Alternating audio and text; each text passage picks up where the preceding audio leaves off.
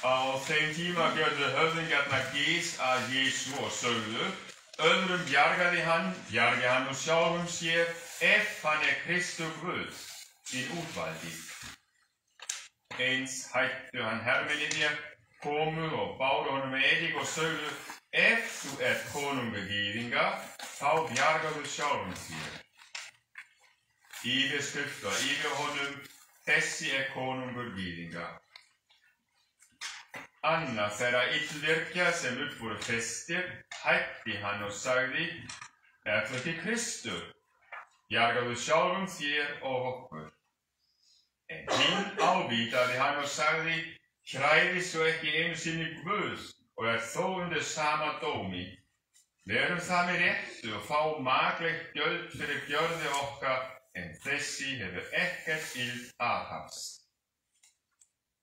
Þá sagði hann: Jesús, minnst þú mín þegar þú kemur í ríki þitt. Og Jesús sagði við hann: sannlega segi ég þér, í dag skaltu vera með mér í paradís. Orð Drottins. Og sér þér Kristur.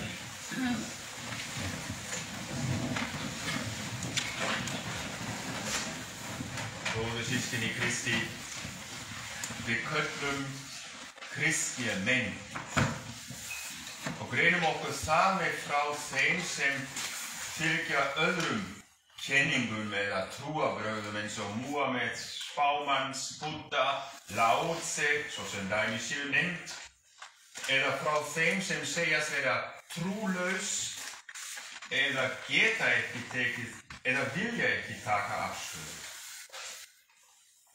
Við erum kristnir menn, en af hverju köllumst við kristnir?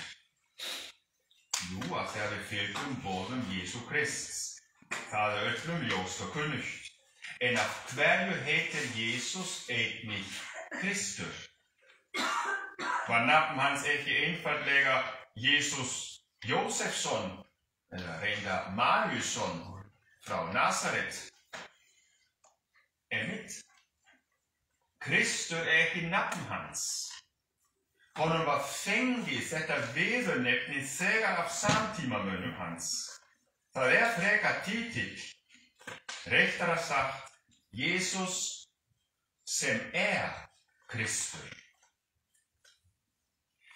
Gyðingar væntu komu hins fyrir heitna sem mundi leysa hina útvöldu þjóðu undir okun Rómverja og endurreisa Ísraels ríkið í umboði Guðs sjálfs. Eins og konungar forðum yrði hann smurður til embætti síns með heilagri olíu og þess vegna kallast Messiah á hebresku, á grísku einmitt Kristos, Kristur, hinn smurði. Jesús frá Nasaret vildi fyrst sinn ekki láta kalla sig Messias og bannaði lærisveinum sínum að nota þennan titil til að forðast misskilninga. Þótt sonur Davíðs væri úr ætt hins fræga konungs honum ekki ætlað að feta í fótspor fyrirrennara síns með því að drottna yfir smáríki og botn Miðjarðarhafs. Þótt hann byrjaði í Ísrael, tegir ríki hans sig yfir allan heim, já, yfir allan geim. Og þeir sem játa hann son Guð kallast kristnir, það segja þeir sem tilheyra Jesú Kristi. En af hverju skiptir það svo miklu máli? Við vitum vel að maður verður kristinn með því að láta skýrast. En í skýrna athöfninni felst miklu meira en að skýrast. Það að hreinsast andlega til bað eða minnsta kosti úthellingu vatns yfir höfuðið.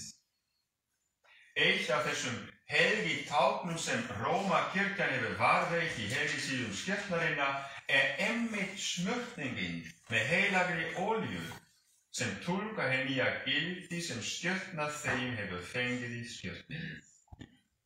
Þessi olía sem virðst hefur verið í sérstakri messu af biskupnum í viðurvist presta biskupsdæmisins ólífolía blönduð balsami, það dýrmætu ilmefni til að minna hinn nýskýrða á það að vera góð ilmur Krists, eins og Páll segja það. Engum skal það vera hulið að þessi maður tengdur Kristi, það skal stafa af honum eins og gott ilmefni. Og þessi olía kallast krisma, og hér sjáum við strax tengslin við heiti Krists. Presturinn eis krismuolju á höfuð hins nýskýrða eða merkir að minnstakosti enni hans með krismu og segir leið. Almáttugur Guð, Fader drottins vårs Jesu Krist, sem hefur frelsað sig frá synd og endurfætt sig með vatni og heilugum anda, hann smyrji sig krismu hjálpræðisins til þess að þú, sem nú hefur sameinast við hans, haldi áfram allt til eilífs lífs, að vera meðlimur Krists, sem prestur, spámaður og konungur. Og í fermingunni endurtekur biskupinn þessa smurningu og minnir fermingabarni á það að vera reiðubúið til að voða trúna og vernda hana. Gerir okkur virkilega grein fyrir því hvað það þýðir. Ekki aðeins að við tilheyrum Kristi og berum nafn hans og titil, heldur að við fáum hlutdeild í þreföldu embætti hans.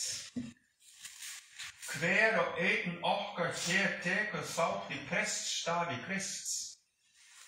Og það með ekki aðeins sá sem á sérstakan hátt vigður til prests til að þjóna söfnunum. Hver ykkar hér prestur með því að biðja og helga sig.